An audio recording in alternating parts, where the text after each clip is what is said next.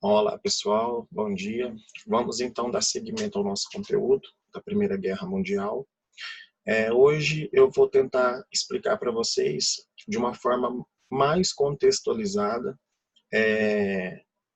esse contexto que ocorreu aí entre 1914 a 1918. Então, durante 4 anos, o mundo assistiu à grande Primeira Guerra que assolou aí os territórios europeus.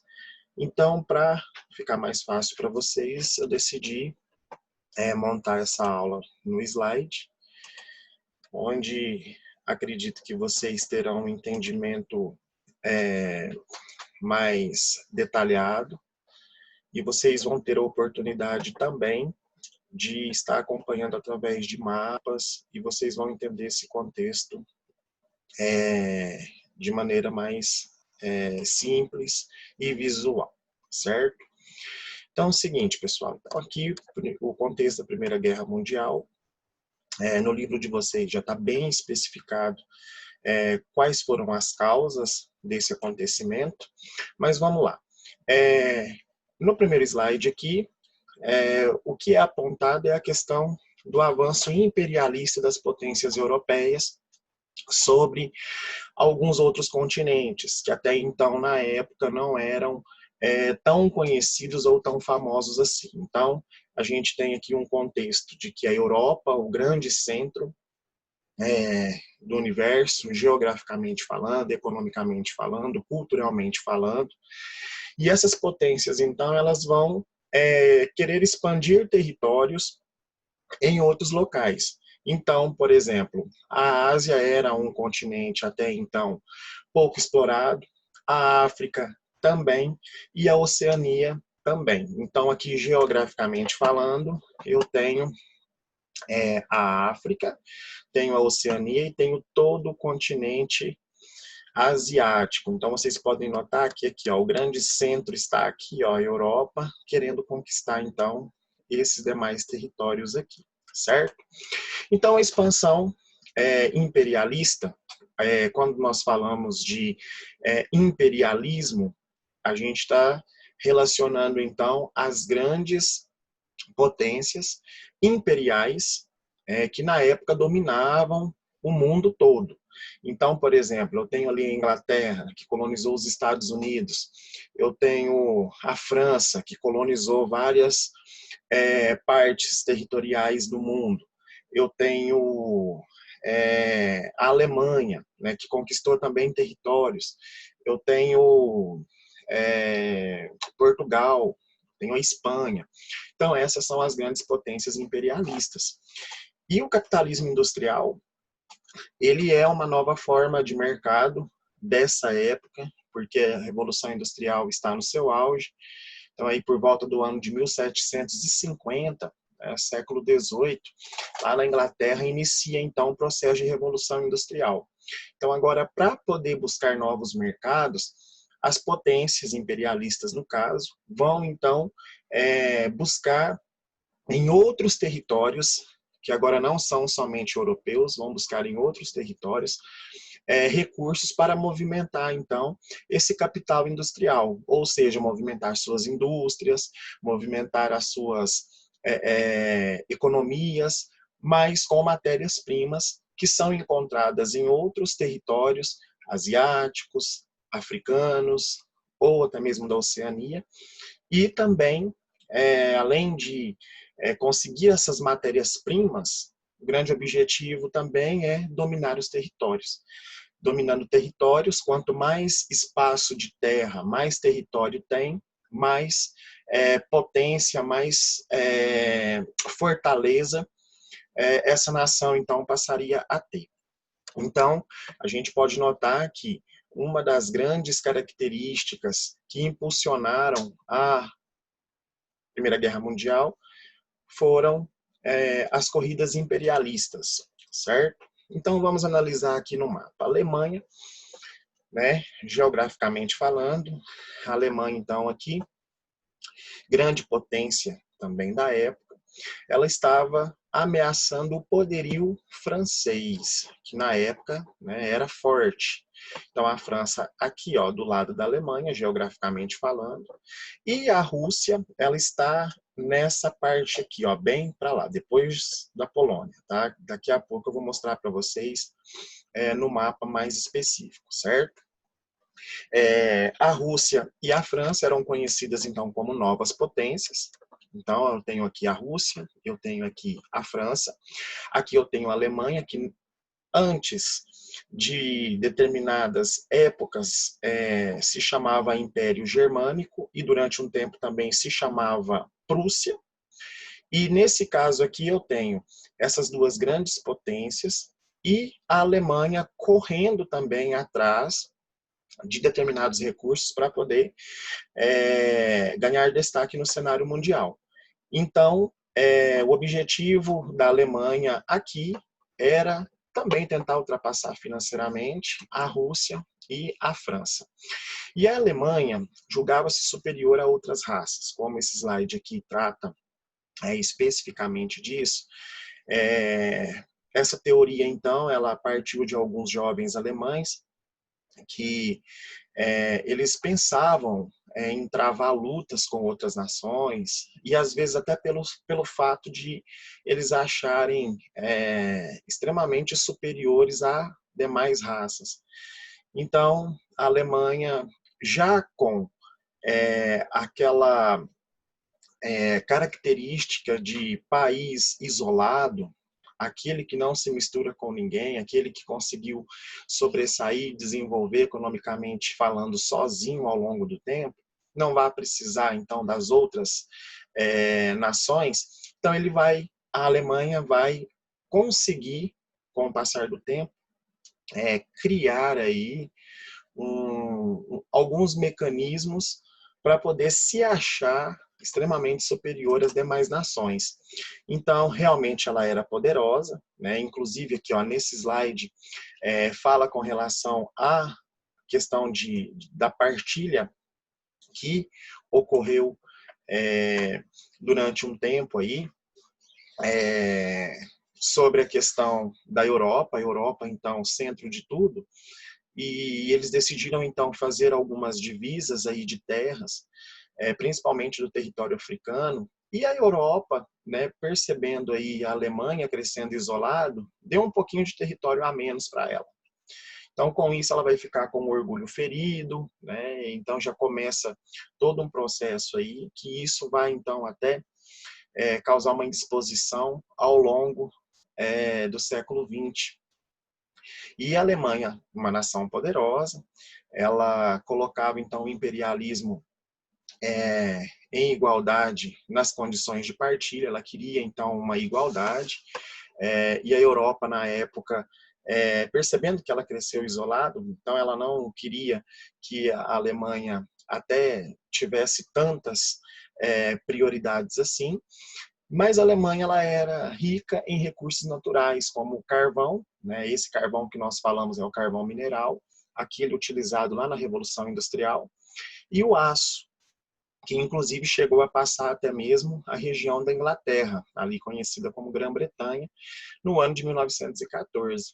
E a indústria bélica também ganhou destaque. Essa indústria bélica se refere à indústria armamentista.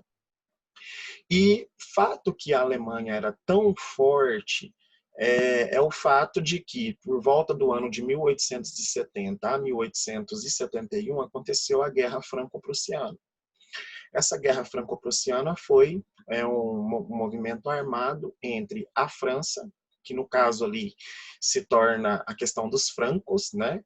E a Alemanha, no caso ali ganhando o nome de Prússia, certo? Então, quando falar de essa Guerra Franco-Prussiana, se relaciona então a França e a Alemanha. E nesse caso, a Alemanha acabou ganhando essa disputa, e ganhando essa disputa, o que acontece? A França vai perder esse pedacinho de terra aqui, ó, circulado em verde, chamada Alsácia e Lorena, certo? Então aqui, ó, eu tenho a França, aqui eu tenho o Império, o Reino da Prússia, que é a Alemanha, Então, nessa guerra franco-prussiana, a Alemanha consegue pegar esse territóriozinho aqui da França, certo? E isso a França vai também ter seu orgulho ferido, e aí já vai começar aí algumas disputas para poder a Alemanha até tentar recuperar esse território que a gente vai ver daqui a pouco, certo? O comércio ultramarino, a Alemanha tinha também um mercado consumidor extremamente considerável, ela era uma potência que tratou-se mais do nacionalismo, ela desprezava as outras nações, então isso fez com que ela enaltecesse esse espírito nacionalista, que quando nós falamos de nacionalismo, nós estamos falando de um amor exagerado à pátria, que inclusive é criticado até por Albert Einstein. Coloquei para vocês aqui essa frase dele, ó: o nacionalismo é uma doença infantil, é o sarampo da humanidade, porque por volta de 1880 a 1890, influenciados pelo darwinismo social, os alemães enalteceram a raça ariana. O que seria essa raça ariana? A raça alemã. Então, eles se julgavam extremamente superiores aos demais países. O imperialismo, então, foi um produto da grande expansão do capitalismo industrial. Isso fez, então, com que as nações buscassem outros territórios, esses impérios, buscassem matérias-primas para abastecer esse capitalismo industrial. E essas disputas travaram, então, tensões, conflitos entre países. Então, no caso aqui, a Europa, antigamente, um continente extremamente fortalecido e unido ali com seus países, devido às suas especificidades, às suas potencialidades individuais, um querendo ser melhor que o outro, fizeram com que travassem guerras entre os países. Então, é nesse sentido ali que esse slide tenta apresentar. Então, olha só, no final do século XIX, início do XX, então, assim, essa passagem de 1889, né, para 1900, né, e por isso que fala-se ali, né, final do século XIX ao início do século XX, as diferenças, então, aumentaram devido a essa expansão, então, do Estado alemão. Então, vão começar algumas disputas por causa de territórios, que, como eu disse para vocês, a disputa entre os países europeus. Então, eu tenho aqui, ó, a Alemanha, certo? E aqui eu tenho a região da Áustria-Hungria. Essas duas nações aqui vão brigar por espaços territoriais, inclusive dentro da Europa. E no caso dessas duas aqui, ó, a Alemanha e a Áustria-Hungria vão brigar por uma regiãozinha chamada região dos Balcãs. Aonde está essa região dos Balcãs? Está aqui, ó, nessa localidade aqui. Nesse próximo slide, eu classifiquei aqui, ó, de uma forma mais visível, o que significa ou o que tem nesse território, certo?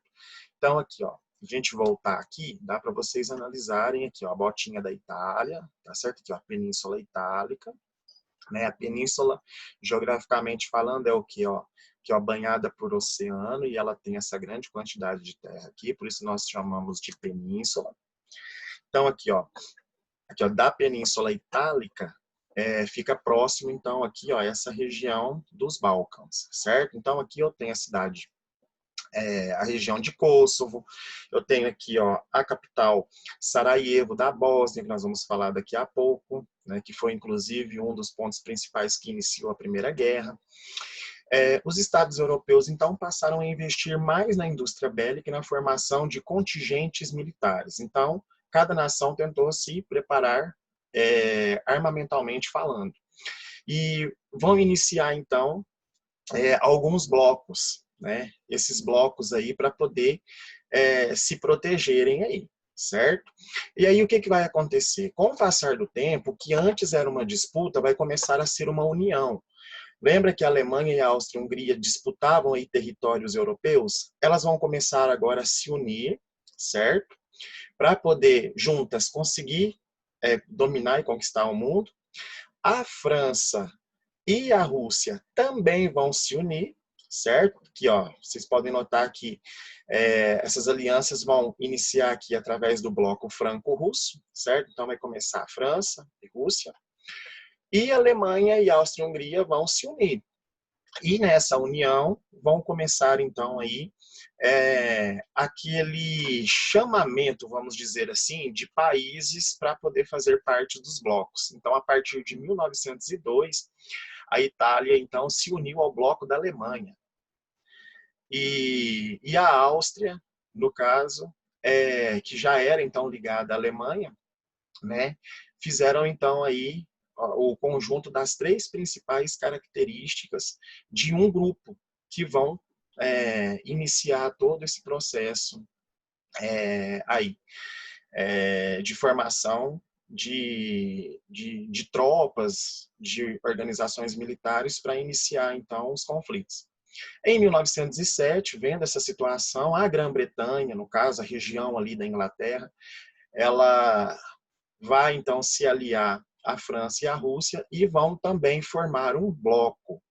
Então, esses blocos aí ficaram caracterizados dessa maneira aqui, certo? Então, eu tenho a Tríplice Aliança, certo? Formada pela Alemanha, Áustria, Hungria e a Itália. Tenho a Tríplice Entente, formada pela França, pela Rússia e pela Inglaterra. Nesse mapa aqui, vocês têm a oportunidade de entender, então, quais foram os países e a localidade geográfica deles que acabaram entrando em conflito. Então, eu tenho aqui, ó, formando aqueles blocos anteriores. Eu tenho a França, que estava unida com a Rússia, certo? E que estava unida com a Grã-Bretanha, certo? Que formavam, então, as potências consideradas da Tríplice, o quê? Tríplice Entente, certo? E a Tríplice Aliança foram formadas pelas nações da Alemanha, pela Áustria-Hungria, certo?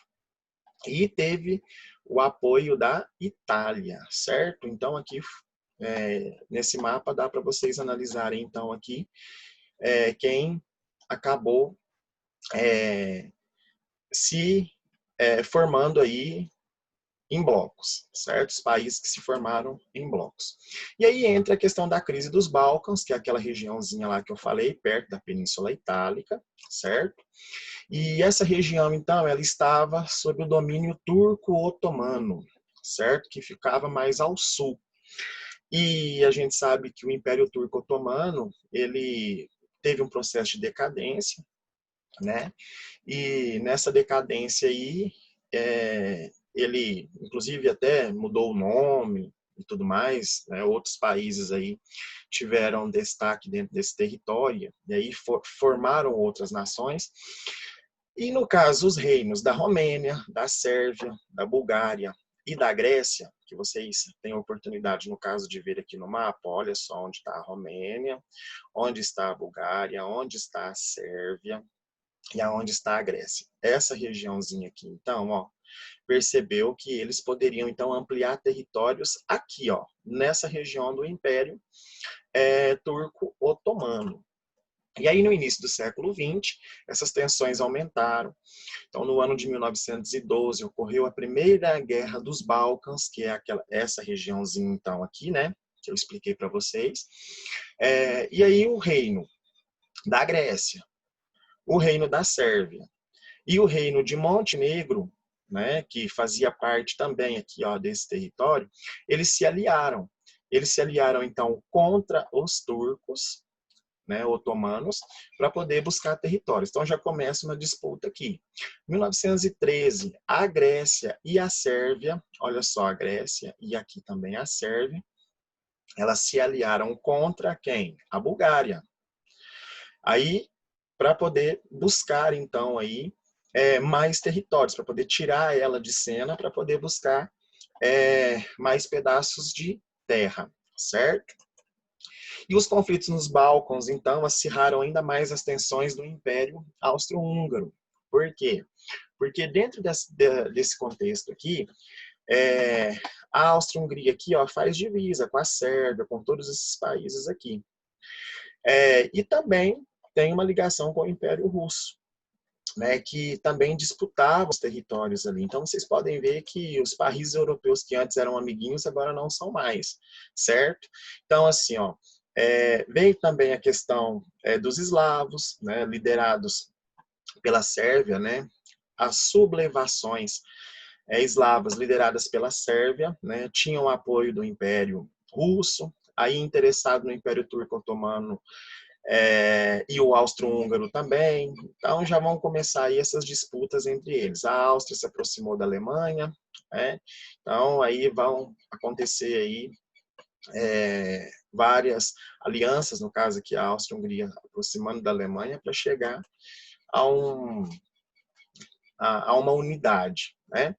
E aí o que vai acontecer então? Para tentar minimizar todas essas tensões, o que acontece? O herdeiro do trono do Império Austro-Húngaro, que está aqui, né, o arquiduque Francisco Ferdinando, planejou uma visita à Sérvia. Então dá para vocês verem aqui, ó, que deixa eu tentar fazer aqui uma anotaçãozinha. Aqui, ó. Então dá para vocês verem que aqui, ó, são próximos, certo? A Áustria-Hungria da Sérvia são extremamente próximos. E isso então fez com que por uma questão de educação, por uma questão de unidade, o arquiduque Francisco Ferdinando foi fazer essa visita à Sérvia. Então, ele planejou essa visita em junho de 1914, e nessa visita, né, o que acontece? Acho que vocês, nas atividades aí, já tiveram resultado, né, do que aconteceu. No dia 28 de junho de 1914, quando ele passava pela capital Sarajevo, ele foi assassinado por um jovem militante, né? E isso, então, fez com que eclodisse a Primeira Guerra Mundial, certo? Então, a Primeira Guerra Mundial, ela é eclodida, ou seja, iniciada, né? E o plano aqui, ó, dessas potências eram da seguinte forma: manter aqui, ó, tropas aqui, manter tropas nessa região também aqui, ó, nessa região marrom aqui, para poder pegar, fazer cercos, né, e territórios, né, buscar então aí o domínio deles. E a intenção, no caso da Alemanha, era, com o passar do tempo, conquistar a Rússia também. Então, vão travar esses embates aí, certo? Essa Primeira Guerra Mundial, ela ficou conhecida como trincheiras, certo? Uma guerra de trincheiras, que eram buracos que eles cavavam aí para poder se proteger, como se fosse uma espécie de escudos. Então, ela é conhecida como a Guerra de Trincheiras. E essa Guerra de Trincheiras, ela levou aí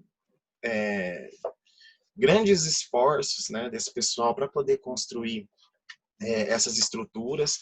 Nesse caso aí, pessoal, dentro dessas trincheiras, os soldados dormiam dentro desses buracos, eles enfrentavam a chuva, o frio, até porque, né, levou 4 anos aí até o término da Primeira Guerra Mundial, que durou de 1914 até 1918. E nesse conflito aí, né, várias pessoas morreram. A gente tem aí índices variados, mas foram milhões de pessoas que morreram, né? E a Alemanha, então, tenta atacar de qualquer forma, e ela percebendo, então, que já não tinha condições de vencer por terra, o que ela faz? Ela tenta, então, organizar submarinos. E ela vai, então, atacar embarcações inglesas. Os ingleses vão tentar também travar um bloqueio naval para impedir essa chegada de matérias-primas e também produtos bélicos para poder chegar à Alemanha. E em 1917, a Rússia decidiu sair, porque dentro do país russo vai acontecer o que nós chamamos de Revolução Russa, onde vai ter ali o governo de um socialista. Então ela sai da guerra e os Estados Unidos entram. E qual é o objetivo dos Estados Unidos entrar agora na Primeira Guerra Mundial? Temendo o avanço dos alemães, porque os Estados Unidos esperavam um dia ser potência, né? Esperou e conseguiu, porque hoje ele é a grande potência mundial, e ele temia o avanço alemão, né, dentro do setor econômico. Então, por isso que ele decide ajudar aí a Tríplice Entente. Então, em abril de 1917, para completar a história, os alemães ainda atacam navios estadunidenses. Os Estados Unidos não teve guerra em território, isso é importante a gente saber, porque essa guerra foi específica da Europa e a Ásia ali, né, parte da Ásia.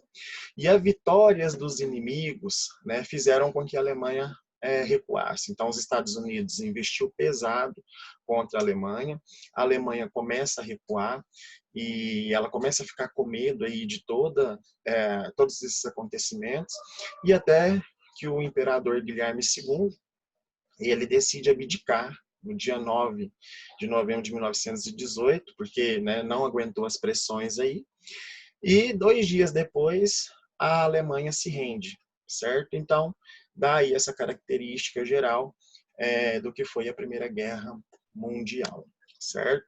Então, assim, só para a gente entender, a Primeira Guerra Mundial ela foi um conflito extremamente importante, né, dentro do setor histórico mundial, porque trouxe um novo olhar, vamos dizer assim, para a sociedade depois disso. E essas disputas aí, elas acabaram levando, né, uma grande tragicidade dentro do continente europeu, e também assolando aí várias pessoas.